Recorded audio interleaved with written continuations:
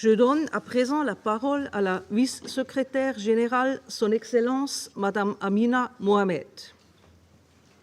Thank you. Madam President, Excellencies, let me begin by wishing everyone here today a happy UN Day. Excellencies, every year in this chamber, the global community reaffirms its commitment to ensuring women's full, equal and meaningful participation in conflict prevention, resolution and recovery, and to upholding their rights during times of war. Yet progress remains dishearteningly slow. Peace and security decision-making is overwhelmingly dominated by men, and ending impunity for atrocities against women and girls is still but a distant goal. And the past year has been especially difficult. In Gaza, tens of thousands of Palestinian women and girls have been killed and injured amidst continued war and a terrible humanitarian crisis. Meanwhile, the plight of Israeli women still held hostage demands urgent action to ensure their safety and immediate release. In Lebanon, an escalation of destruction and displacement threatens women and girls' safety and livelihoods. In Sudan, women are enduring extreme suffering, facing not only the loss of loved ones, but also the dire lack of access to essential services and medical care. I reiterate the Secretary-General's calls. Civilians must be protected, civilian infrastructure must not be targeted, and international law must be upheld. The United Nations remains steadfast. We will not look away or lose hope. The Women, Peace and Security agenda will always guide our work and show a path forward.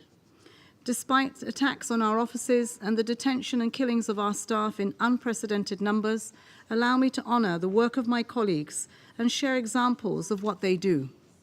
In peacekeeping missions, the Women, Peace and Security agenda is a key political and strategic imperative. Our teams work tirelessly to help protect and assist women, from relocating human rights defenders to aiding women after their release from abduction by armed groups, from ensuring women's representation in local dialogues to helping bring justice to women in places where sexual violence has long been met with impunity. In the Democratic Republic of Congo, for example, 57% of cases supported by the mission's prosecution support cells in 2023 involved conflict-related sexual violence, contributing to the conviction of dozens of members of armed groups and state security forces. In Abyei earlier this year, 1/3 of participants in a post-migration conference were women, and this was a first. In the Central African Republic, the mission is helping to mobilize women for local elections that have not been held in 38 years. Deploying more diverse teams to peacekeeping operations has helped us to deliver better on our mandates. The representation of women in most categories of uniformed personnel has doubled in the last 5 years, and initiatives have been put in place to foster gender-responsive work environments for all peacekeepers. Yet much more remains to be done to improve the gender balance of our deployments and reap the benefits of inclusion and of diversity. Success in peacekeeping hinges on the political support from member states, especially those with the great honor of sitting in this chamber to protect international peace and security. I commend the efforts of the UAE to empower women in peace and security. This initiative has provided training and capacity building opportunities for over 600 women from the Middle East, Africa, and Asia in military and peacekeeping. The UN is a proud partner in these efforts that advance women, peace, and security. Throughout the world, the UN reaches millions of displaced women and girls and survivors of violence with food, with medical support, legal aid, shelter, access to safe spaces, psychosocial support, education and jobs, and livelihood opportunities. Yesterday, survivors of a conflict-related sexual violence from many war-torn corners of the globe gathered together for a survivors' hearing to mark the 15th anniversary of Resolution 1888. Effective protection from sexual violence is fundamental to women's effective participation in peace-building, conflict recovery, and sustainable development that leaves no one behind. None of this would happen without women's organizations in the front lines of crises, and we are trying to find ways of channeling more resources to them. The Women, Peace and Humanitarian Fund has supported over 1,300 local women's civil society organizations since 2016, nearly half of them accessing UN funds for the first time, and 582 women rights defenders and their families included. Last year, the Secretary-General invited all partners to contribute to the goal of raising $300 million for women's organizations in conflict-affected countries. We still have a long way to go to get there. 40% of all funding of the $25 million GBV-focused grant by the Central Emergency Response Fund to UN Women and UNFPA was subgranted to local women's organizations and delivered remarkable results, a powerful demonstration that localization is both feasible and effective. The Peacebuilding Fund has now exceeded its internal target allocation of 30% to gender equality for 7 years in a row.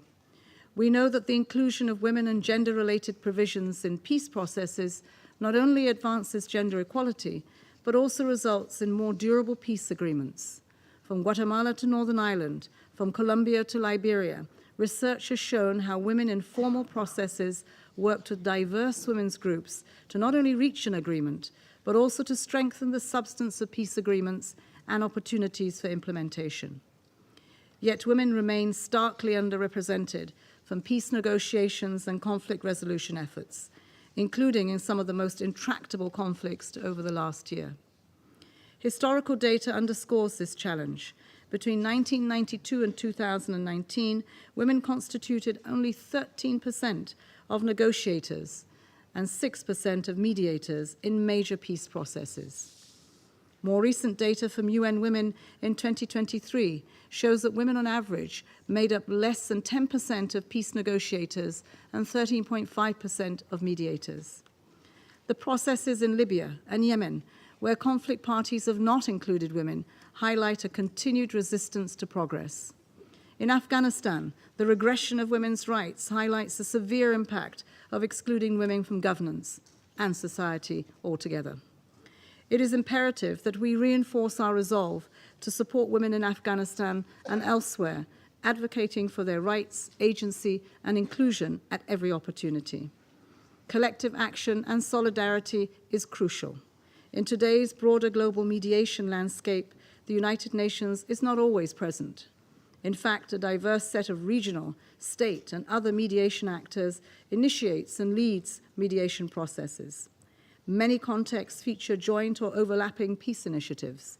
This means that no single mediator can affect global and meaningful change in women's participation.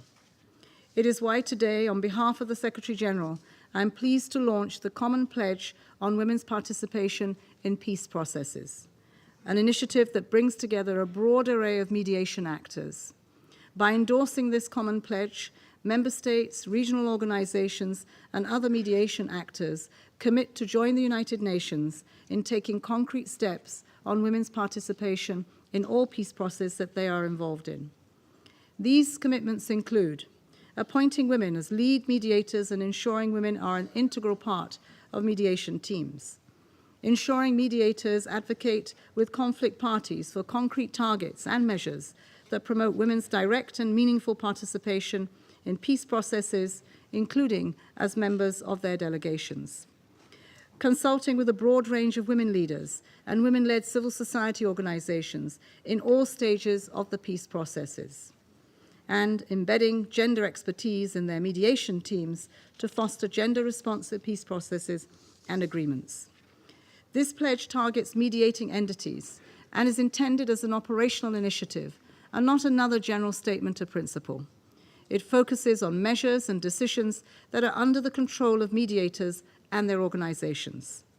The Secretary-General invites member states, regional organizations, and other key actors who are actively engaged in mediation to join this initiative and report on their progress at next year's 25th anniversary Security Council open debate on women, peace, and security. Madam President, we have no illusions about the challenges posed by today's geopolitical landscape and the complexity of achieving diplomatic outcomes. As long as gendered power inequalities, patriarchal social structures, systematic biases, violence and discrimination continues to hold back half of our societies, peace will remain elusive. Yet, our collective experience has shown that progress is possible.